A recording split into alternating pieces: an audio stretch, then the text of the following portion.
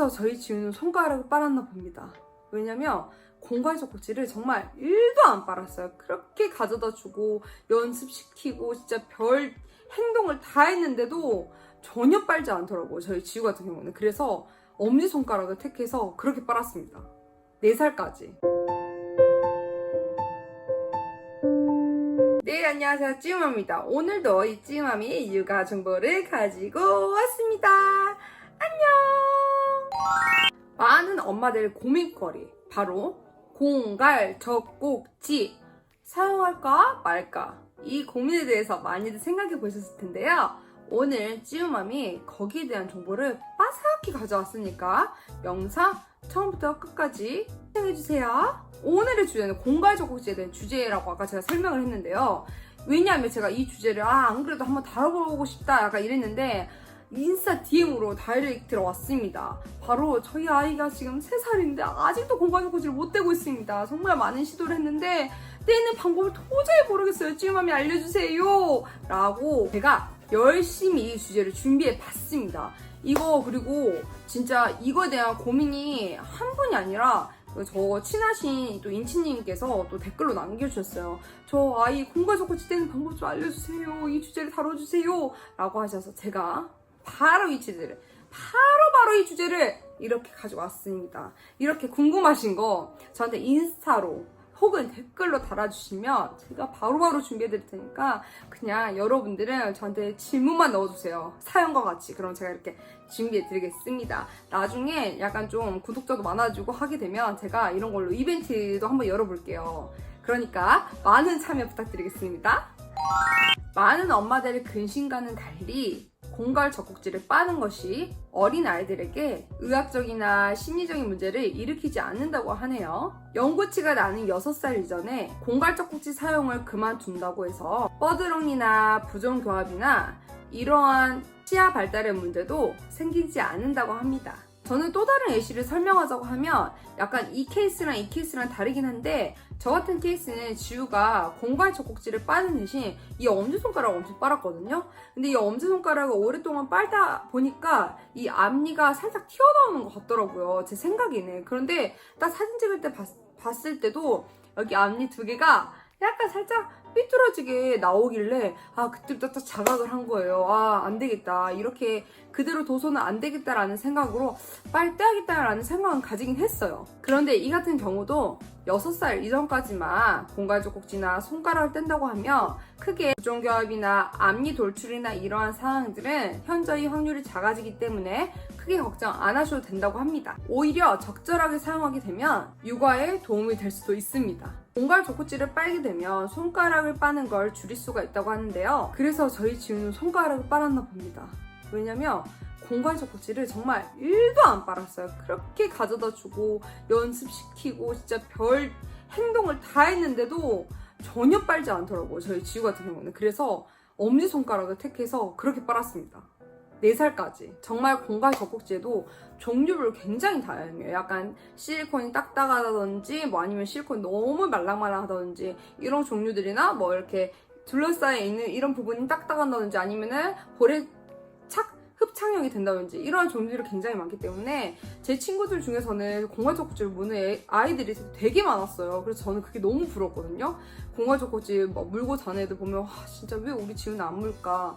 저희 지우는 통잠을 자긴 했어도 정말 50일 때 통잠을 자긴 했어도 제가 생각했을 때 이 엄지손가락 너무 빠니까 공갈로 대처해야겠다는 생각을 했었어요. 근데 이 엄지손가락에 빠져버리니까 공갈은 물지를 않더라고요. 그래서 저는 공갈 잘 무는 애들이 그렇게 부러웠어요. 근데 정말 좋다는 거 종류별로 다 써보고 내 친구들한테 잔놀고 해서 친구들이 이거는 진짜 무조건 빨다를 하는 것도 정말 다 사봤어요. 사이즈별로. 근데 전혀 하나도 빨질 않았어요. 그 종류별로 다 사왔는데도 불구하고.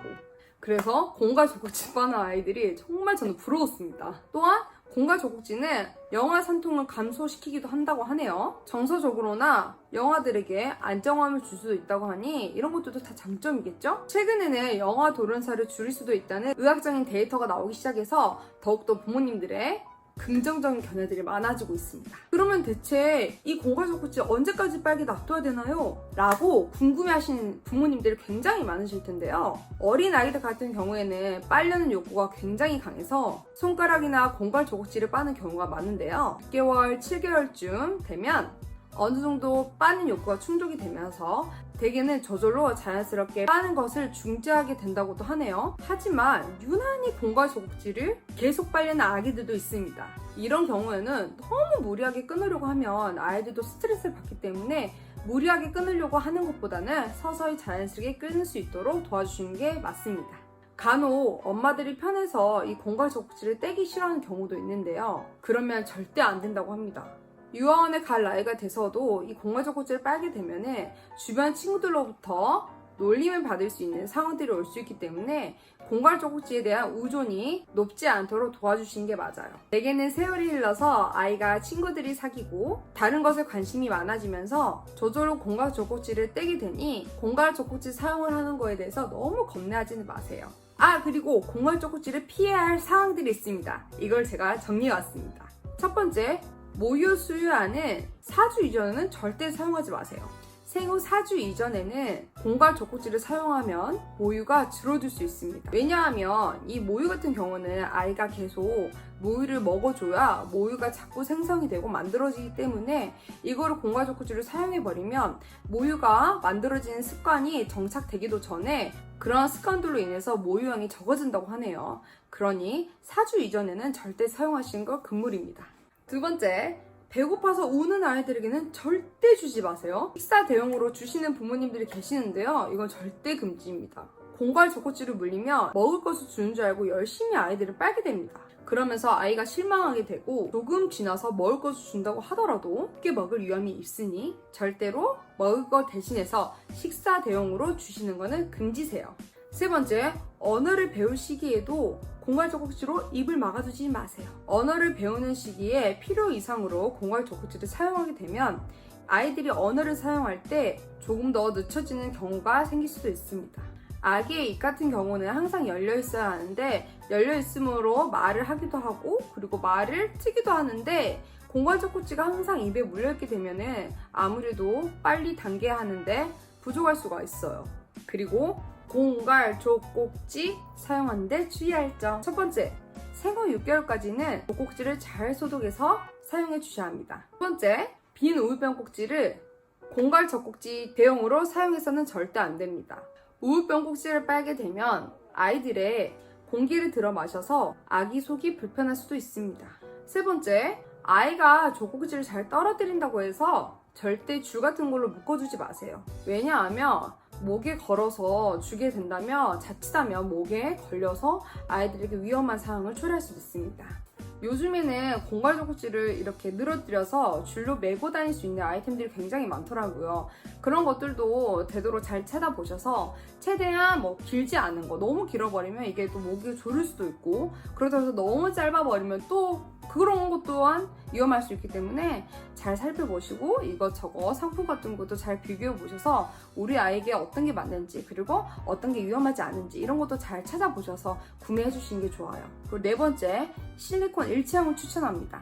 일체형 제품일 경우 우리 제품 안에 들어가서 빠지지 않고 곰팡이가 쓸거나 분리되어 아이에게 위험할 수 있는 상황을 만들 확률이 적습니다. 첫 번째, 수면 연상으로만 사용해 주시는 걸 추천해 드립니다. 공갈 젖꼭지는 아이가 잠들기 직전에 그때만 사용해 주시는 걸 가장 추천해 드립니다. 공갈 젖꼭지를 사용하면서 자기 직전에 아이들을 위하는 상태 때문에 그때에만 자기 직전에만 사용해 주시면 가장 좋은 잠의 습관을 만들 수가 있습니다. 그리고 가장 궁금해하실 질문, 그러면 공갈 젖꼭지 도대체 어떻게 떼야 하나요? 라고 물어보시는 분들이 굉장히 많으실 텐데요. 제가 그것도 오늘 준비해봤습니다. 제가 아까도 계속 말했듯이 잠잘 때 외에는 사용하지 말아주세요.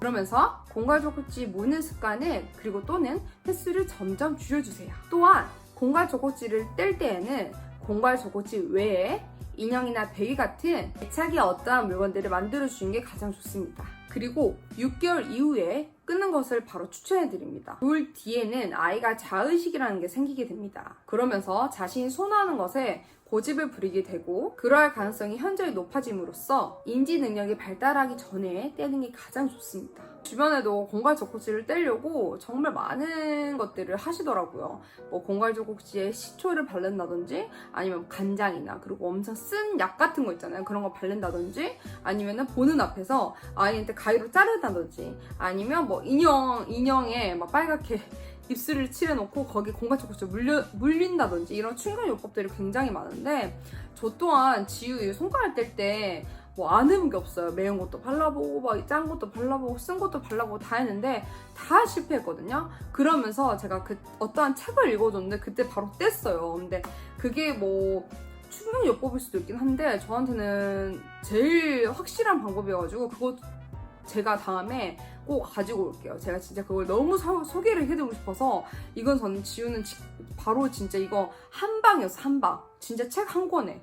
하루 만에 끊었어요. 진짜로. 다른 거 다 안 되는데 근데 이런 것들과 같이 이런 공갈 젖꼭지도 떼는 방법들이 굉장히 많아요. 그런데 너무 충격요법을 해버리면 아이들도 상처받고 부모님도 상처받을 수 있기 때문에 이런 것들 잘 찾아보시고 여러 차례 천천히 너무 확 하는 것보다도 천천히 아이들에게 횟수를 줄여가면서 해주시는 게 좋은 방법인 것 같습니다. 공갈 젖꼭지에 대한 많은 우려가 있지만 주의사항을 잘 지켜서 사용해 주시게 된다면 정말 훌륭한 아기의 파트너가 될 수 있으니 너무 걱정하지 마시고요. 저희 친구들을 보면 정말 잘 사용하는 아이들은 공갈로 인해서 통잠도 빨리 자고 깊이 자기도 하고 편하게 육아를 하는 경우도 있더라고요. 다만 너무 장시간 사용하게 된다고 하면 그리고 필요 이상으로 사용하게 되는 그것 또한 비추입니다. 사용하냐 마냐는 부모님들의 선택에 달려있겠지만 잘 활용하여 육아를 쉽게 하는 것도 하나의 방법이니까요. 공갈에 대한 걱정이 너무 크면 또 다른 대책 방안들이 굉장히 많기 때문에 너무 걱정하지는 마세요.